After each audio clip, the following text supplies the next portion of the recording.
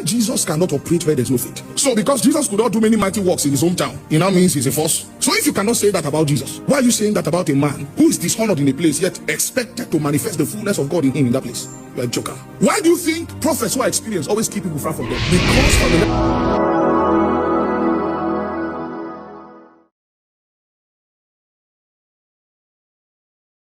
we are so accurate. We've met all the rules and the regulations of the law and the prophets. Why is there no blind eyes opening? Why are there no cripples jumping out of wheelchairs? Why are we not experiencing prophecy in a dimension that we can't find anywhere? That's because when you overemphasize the negativity of spiritual manifestation, even though there is negativity, subconsciously it kills your desire for spiritual things. And I can tell you that our currency in the spirit is hunger, desire. If you fast for spiritual gift without genuine desire, which is your true currency, you will never see it. Do you know what desire for spiritual gifts did to us when we're coming up? Desire for spiritual gifts has pushed us to attend ministers' conference, even though we need our transport fare. I remember that year, me and my friends, we'll go to Auchi because there is a man of God there who operates in word of knowledge.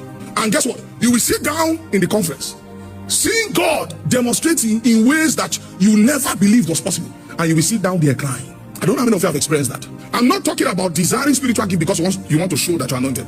I'm talking about genuine hunger to prove spiritual things.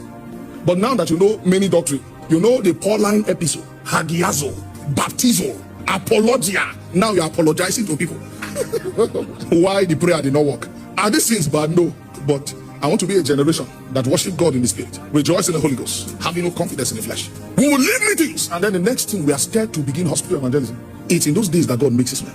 Now what happens to you is that there is a robust supply of faith within your spirit. Because I always tell people to prophesy, you need faith. If faith is not in you, you cannot begin to walk in the prophetic. Every time you see someone speaking in the name of the Lord, that manifestation is of faith. Gift demonstrated through faith according to the measure of grace. So this is why if a church is not trained, you see a prophet exercising faith, saying things around what you know he's saying. You know what he's saying. You now keep quiet.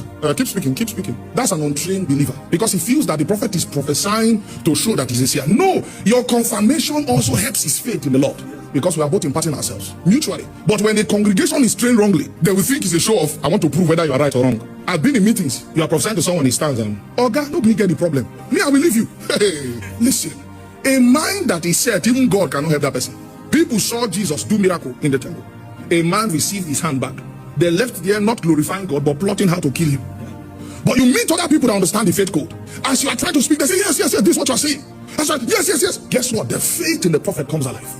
There's a story I had one time. A church congregation, according to that story, a church leadership organized a program, brought a popular prophet in their city to that program. And then they said, when time for prophecy reached, lock the door so that maybe he doesn't bring in people we don't know into the church and fake prophecy. That was the whole aim of the program, to prove that he's not a prophet. And then guess what? According to that story, the prophet did not prophesy in that service. I'm not saying that people who do not fake it will understand. And because he did not prophesy in that service, they now use that as a measuring reed to say he's a false prophet. Even Jesus cannot operate where there's no faith. So because Jesus could not do many mighty works in his hometown, it now means he's a false. So if you cannot say that about Jesus, why are you saying that about a man who is dishonored in a place yet expected to manifest the fullness of God in him in that place? You're a joker. Why do you think prophets who are experienced always keep people far from them? Because familiarity can kill my ability to minister to you if you don't know how to manage familiarity. Why do you think you can be excelling heavily spiritually yet your parents, your family members cannot benefit from it? It only takes a family member that can discern the grace in the man to benefit from it. So although Miriam walked with Moses, saw how God worked with Moses, she still saw Moses as the little boy that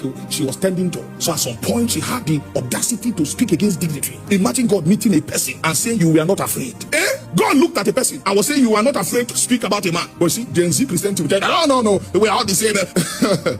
Scriptures has proven that although grace has appeared to all us, we are all measured differently. Yes, Scriptures has proven it. Koran, Datan, Abiran, and on they came. Are you the only person that's a brother here? Who had that Alpha soup? We are also prophet. We are there lying? No, they also prophesied. In fact, they had 250 princes under them. These were ranking men. God now told Moses, he said, sheep small, make a kill them.